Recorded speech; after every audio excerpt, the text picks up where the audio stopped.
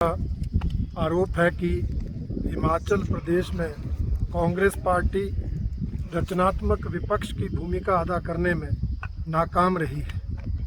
हमारा मानना है कि विपक्ष को सत्ता पक्ष की आलोचना करना, सरकार पर आरोप लगाने का अधिकार है, परंतु एक तो आलोचना तथ्यों पर आधारित हो और आरोप जो है वो प्रमाणों के सहित लगे, तथा दूसरा किसी महामारी के समय, आपदा के समय या संकट के समय आवश्यकता होती है कि विपक्ष को आलोचना करने या आरोप लगाने की बजाय सुझाव देने का काम करना चाहिए।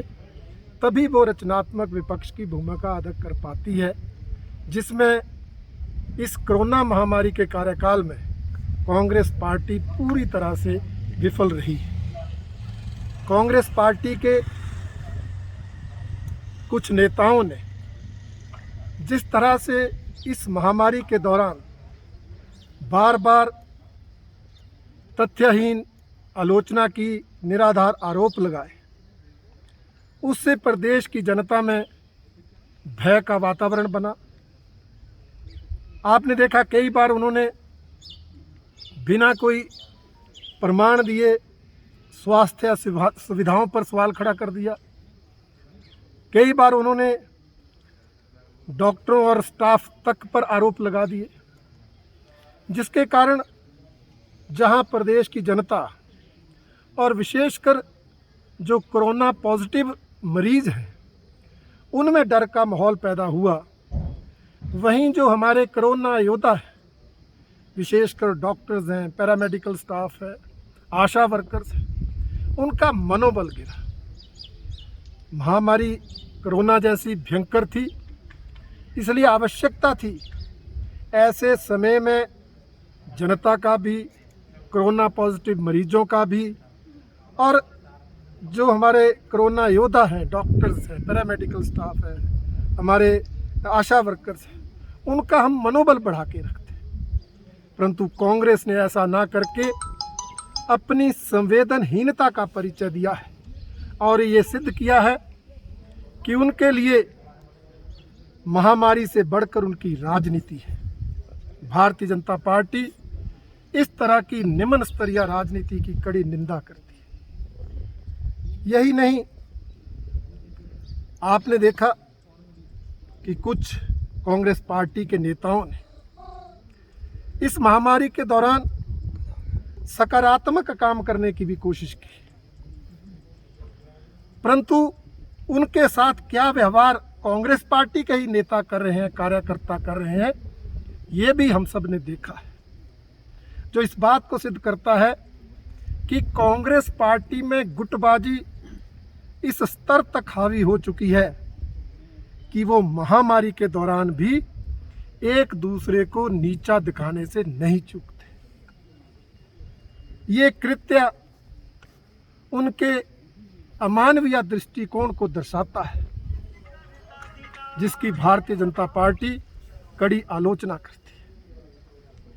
आपने देखा जिस तरह से बार बार उन्होंने निंदा की, बार बार उन्होंने आलोचना की, उन्होंने निराधार आरोप लगाए, परंतु सरकार के प्रयासों से, कोरोना योद्धाओं के परिश्रम से और समाज के सहयोग से आज जो कोरोना पॉजिटिव की संक्रमित लोगों की संख्या, उसमें निरंतर कमी आ रही है।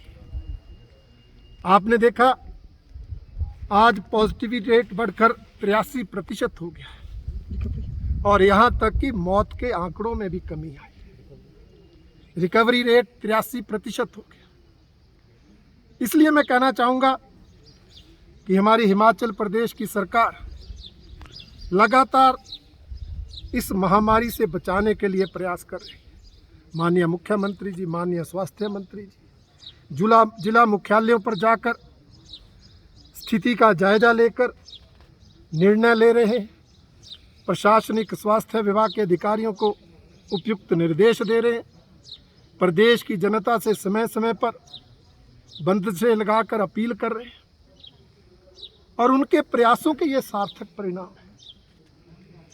बेड की उपयुक्त व्यवस्था हो, इसलिए मेक शिफ्ट हॉस्पिटल्स का निर्माण किया गया। आज हिमाचल प्रदेश में 5,000 तक बेड की सुविधा उपलब्ध है। हर जिला मुख्यालय, हर मेडिकल कॉलेज में ऑक्सीजन प्लांट लग गए, 3-4 जगह प्लांट शुरू भी हो गए। और इसी तरह से हमारी केंद्र की सरकार भी हिमाचल प्रदेश सरकार को इस महामारी के दौरान समय समय पर आवश्यक सहयोग दे रही है, जिसके लिए हिमाचल भारतीय जनता पार्टी आदरणीय प्रधानमंत्री नरेंद्र मोदी जी का बहुत बहुत धन्यवाद करती है। आपने देखा लिक्विड ऑक्सीजन का कोटा बढ़ाया गया, ऑक्सीजन प्लांट लगाने में सहयोग दिया गया। पिछले कल ही 5 नए ऑक्सीजन प्लांट स्वीकृत कर दिए गए।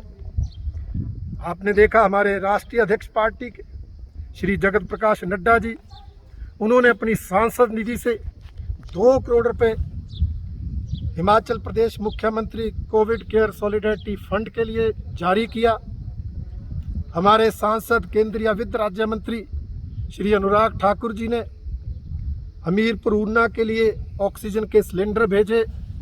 अन्य कोरोना उपकरण और सामान जो है पूरे प्रदेश के जिला मुख्यालयों पर भेजा।